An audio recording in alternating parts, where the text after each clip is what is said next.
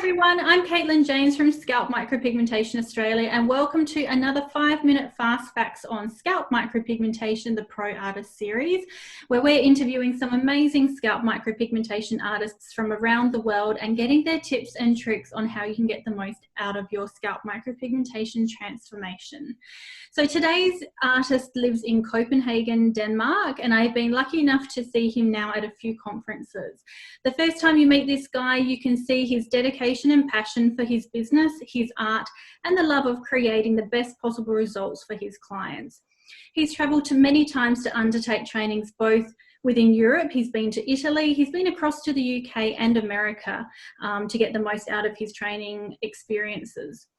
He's also been involved in the SMP community to learn as much as possible about becoming an amazing artist. He's recognised by his peers in 2018 as an exceptionally talented artist for being under 2 years in our industry. He was a finalist in the Rising Star category at the Team Micro Awards in the UK. He's well respected by the SMP community for his professionalism, although he does certainly know how to have fun. It's the man from the ice cream capital of the world. It's Carsten Larsen. Welcome, Carsten. How are you?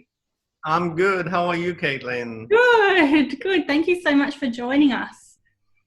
No worries. Excellent. Well, let's get straight into our first question. So tell us, why did you decide to become a scalp micropigmentation practitioner? Well, originally I'm educated as a graphic designer and have been working with that for many years. And by a coincidence, I won't get into details, I ended up in the beauty business. I started my own beauty clinic and I made PMU, permanent makeup, for eyebrows and lips, eyeliners and so on. But I realized that I come across that SMP, and I thought that it was more fun and more giving to help people with their hair loss.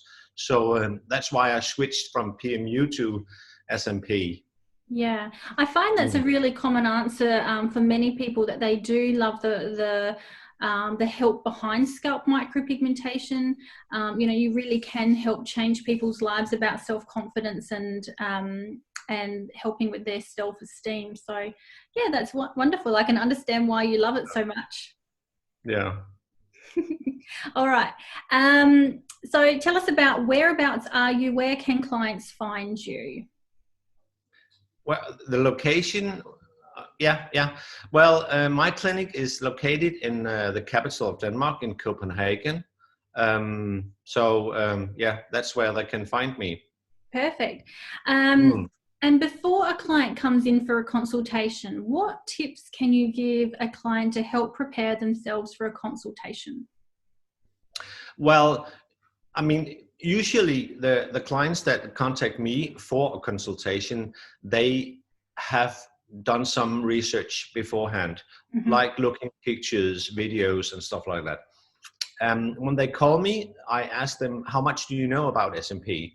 And if they don't really know anything about it, I will tell them to do a little bit of research to find out what you can expect, what style you would like to have, and so on. Doing a little bit of research before they come in, and then we'll take it from there. Perfect.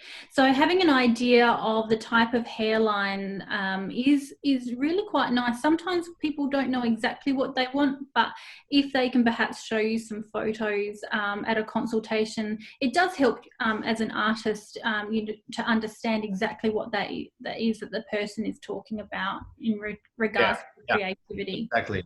Yeah. So when they come in for a consultation, you know, some people come to a consultation and then they just want to give it a second thought and think about it and come back later, maybe.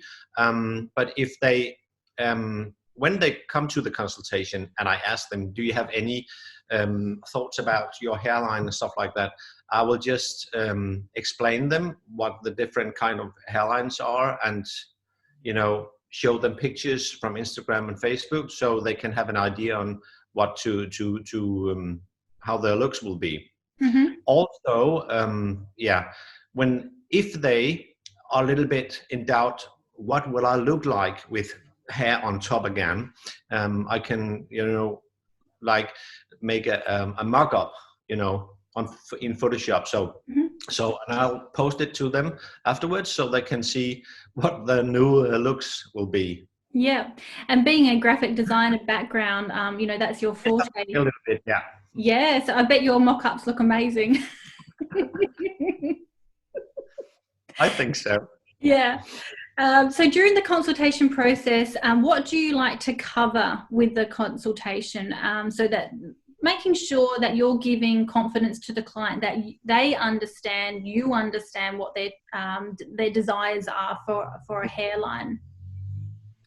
So I have a checklist.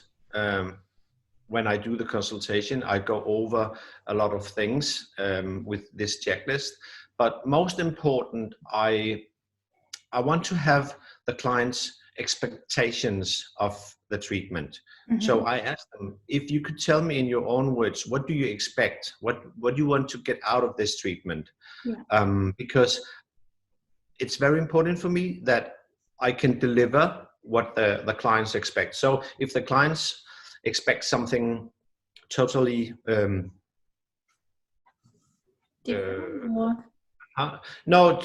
which is not possible, I will just tell them, this is not possible. This is not possible at all. Yeah. So I will tell them what to expect. Yeah. Do you like to draw on hairlines at the consultation? Yeah. It's not every time, but I can, when you have a conversation, you can feel if the client is a little bit, but then I'll just take a liner and draw the hairline, see what his age and the style, and draw a little hairline so they can have an idea of what it's going to be like. Otherwise, you can, I'll just take, this one, and show them, and then draw a hairline, and we can, show him that way. Yeah. So it helps them a little bit to see what it is and what's to expect. Lovely. Yeah. So draw a hairline is probably the best solution. Just a quick one, freehand, Yeah, because it certainly can help get the client excited as well, because if a client has got advanced hair loss, for them to see visually on themselves a new hairline, it can be a very exciting process. Yeah, exactly. Yeah. So tell us, what if a client changes their mind on the hairline partway through the treatment process? So what I'll do at the first session, I'll tell them, well, we decide where to have the hairline. And if the client is a little bit unsure if we had to lower the hairline, I will usually tell them, okay, we'll keep it up here. We work like conservative. And then when we're finished with the hairline, you can see where it is. And maybe it's where you want it to be. Next time when you come back, we can lower it a little bit if you want to. So I always make room to correct a little bit and work, rather put it a little bit higher than too low. Yeah, and I think that's really... You can also lower the hairline every time, always lower the hairline, but we cannot take it the other way around. Yeah. So, yeah. It's definitely a foolproof way, a very safe way of delivering scalp micropigmentation, giving yourself room for change. Yeah. Yeah, definitely. And of course, I tell them it would be nice if you could tell me after the first session, maybe before the second session, and not after the third session. Yeah. So, yeah. Yeah. But usually when people come home and have the first session done, they can go, like I have 2 weeks between sessions, they can go and look at it and say, okay, this is fine where it is, or maybe we should lower it a little bit. Yeah, and usually that's definitely enough time for someone to sit with layer 1 for 2 weeks. They would really know by the end of that amount of time if it's sitting correct, or and they love it, or if they do wish to bring it down. It's usually plenty of time to get used to it. Yeah, exactly. Lovely.